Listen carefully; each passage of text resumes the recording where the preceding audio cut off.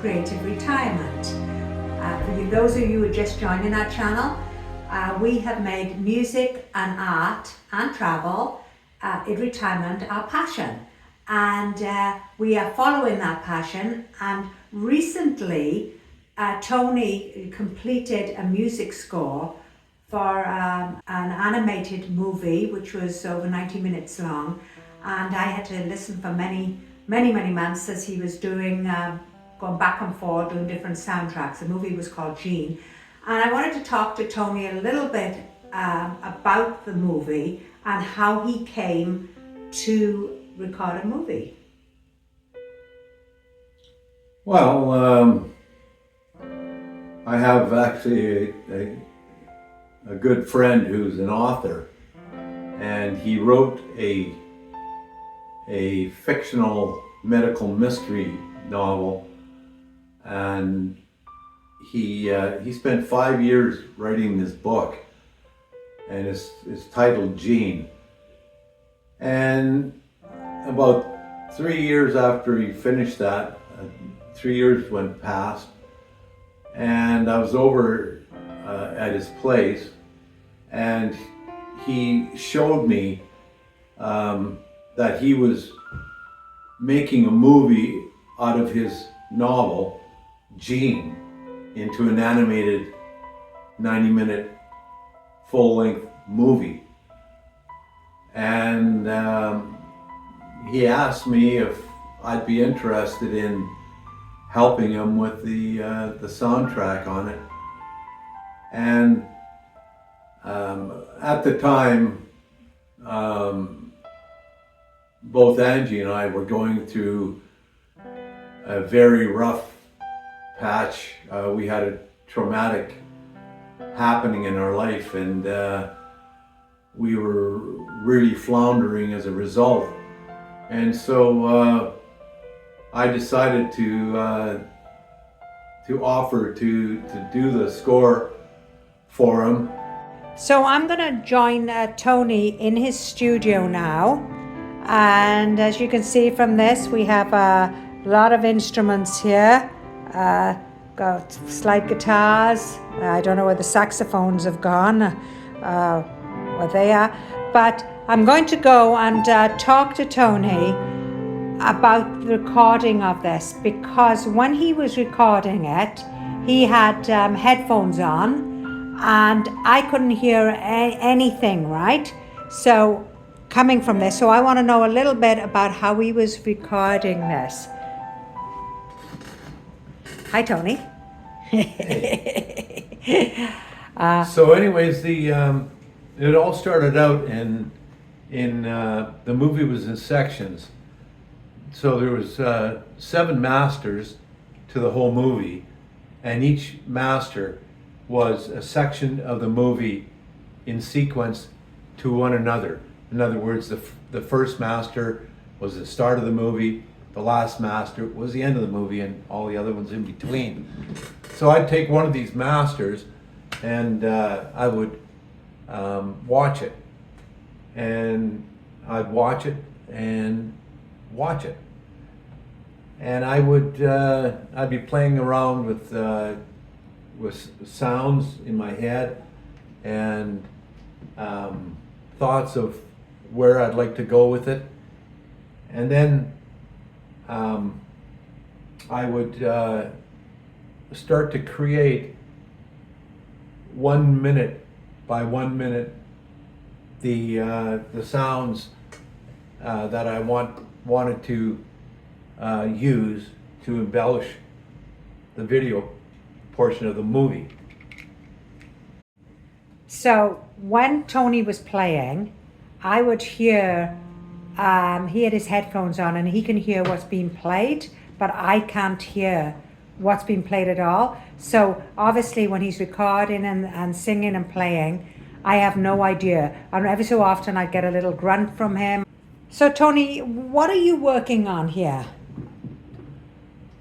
I think the question you're asking is, how does this creative process work?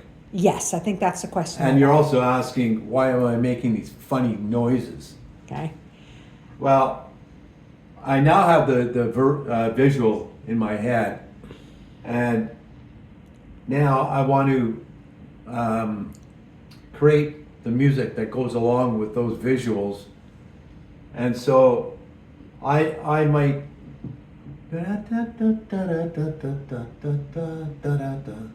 no. So that's all you hear. It sounds pretty weird most of the time, but that's the way the creative process works. So when on this, which is called a Genos here, you have all these buttons here, and I'm going to ask the question because a lot of people don't understand it, and I didn't understand it, that you had violins playing. Mm-hmm. So can you give me an example of how you get to write the music and then transpose it to sound like a symphony? Well, first of all, this keyboard here has thousands and thousands of what they call voices. That's what the term is on digital works keyboards like this. But basically, what the voices are the sounds that different instruments create. And those sounds, like for instance, right here,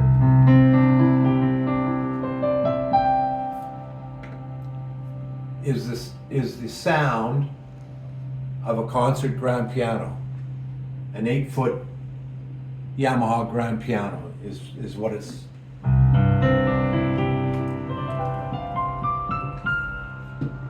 But you can see right next door to it is Kino strings. But you'll also see these aren't lit up. These two, and this one's lit up. So when I light this up by pushing and turning that on, now what you're going to hear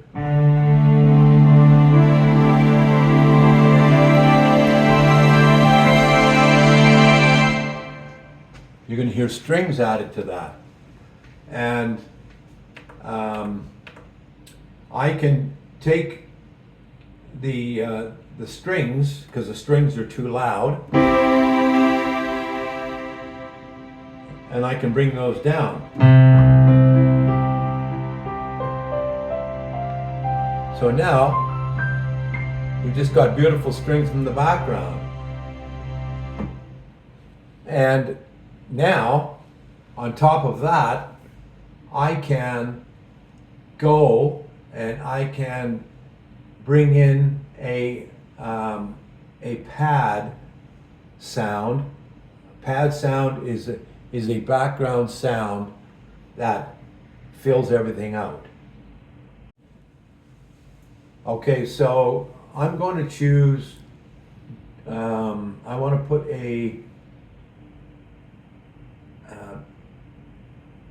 what they call a dreamy vox on top of the piano, on top of the strings, and so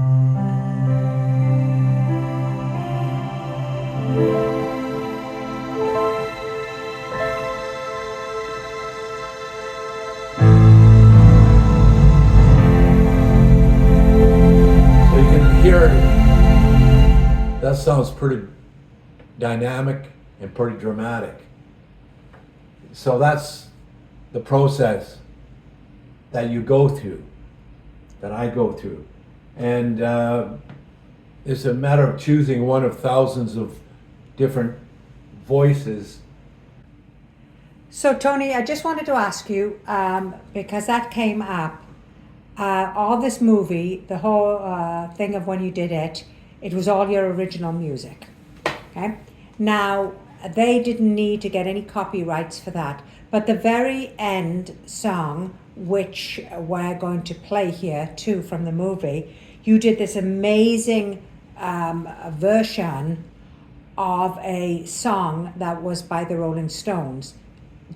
Did you not have to get copyright for that, or how does that work?